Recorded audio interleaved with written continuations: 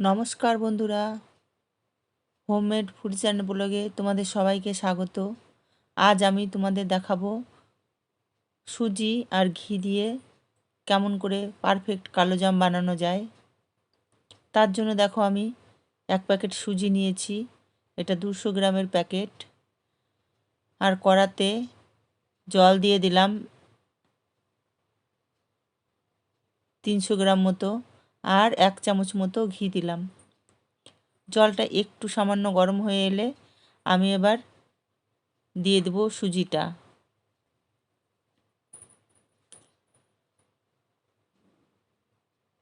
এই সুজিটা কিন্তু দেওয়ার পর তোমাদেরকে অনবরত নাড়তে হবে,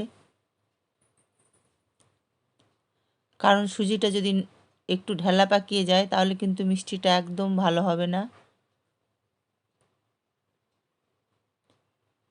তোমরা কেউ স্কিপ করো না, দেখতে থাকো। সুজিটা দেখো আমার নেড়ে চেড়ে একদম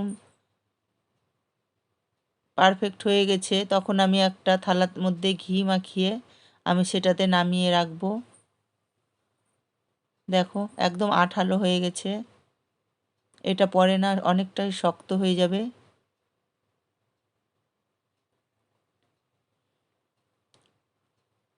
এটা নামিয়ে অল্প ঠান্ডা হতে দিয়ে আমি দেখো অন্যদিকে কড়া বসিয়ে 300 গ্রাম মতো জল নিচ্ছি আর 300 গ্রাম মতো চিনি নিচ্ছি।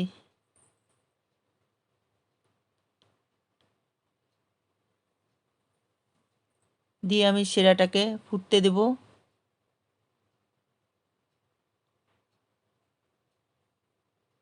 এভাবে যদি মিষ্টি করা যায় কেউ বুঝতেও পারবে না যে এটা সুজি দিয়ে তৈরি।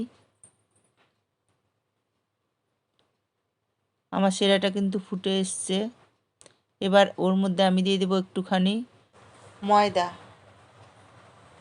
ময়দাটা দেওয়ার পর দেখো আমি ভালো করে মেখে নিচ্ছি।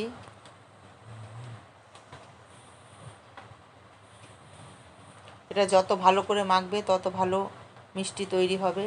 আর এদিকে আমি শিরার মধ্যে একটুখানি কেশর দিয়ে দিলাম।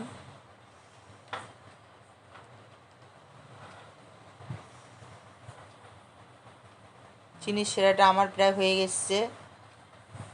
হাতের মধ্যে নিয়ে দেখবে একটুখানি চিটচিটে ভাব হলেই নামিয়ে নেবে। আর এদিকে আমার সুজিটাকে হাতের সাহায্যে একটুখানি ঘি লাগিয়ে আমি লেচি কেটে নেব,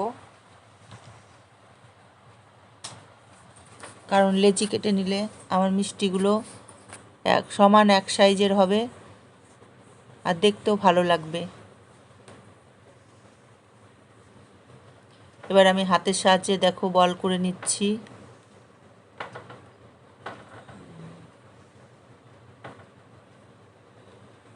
সবগুলো বল আমার করা হয়ে গেছে। এবার আমি কড়াতে সাদা তেল দিয়ে দেব। এর মধ্যে তোমরা যদি 1 চামচ ঘি দিয়ে দাও আরও খেতে টেস্ট লাগবে। এবার আমি বলগুলোকে দিয়ে দিলাম। এই বলগুলো ভাজার সময় মিডিয়াম টু লো আঁচে থাকবে, কারণ তাড়াহুড়ো করলে ভেতরে কাঁচা থেকে যাবে আর উপরে কিন্তু একদম পুড়ে যাবে, খেতেও ভালো লাগবে না আর দেখতেও ভালো লাগবে না। আমি 5-6 মিনিট ধরে এভাবে ধৈর্য সহকারে ভেজে নিয়েছি।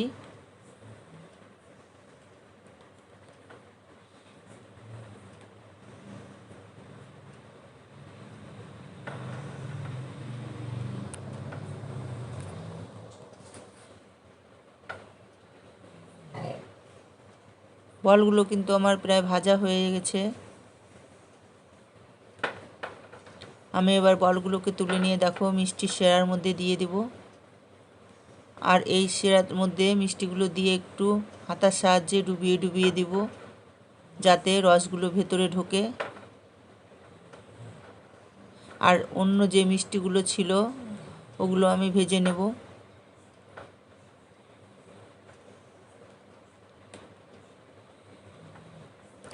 দেখো আমার সবগুলো ভাজা হয়ে গেছে। এবার আমি শিরার মধ্যে দিয়ে দিয়েছি।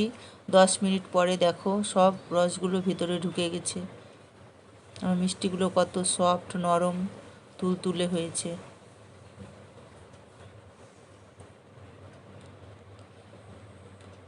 তোমরা 4-5 ঘন্টা রাখলে আরও ভালো হবে।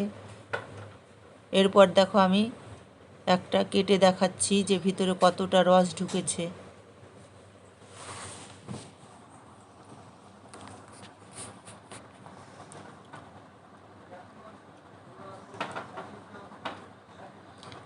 এটা যদি ঠিকভাবে বানানো যায় তাহলে কেউ ধরতেই পারবে না যে এটা সুজির।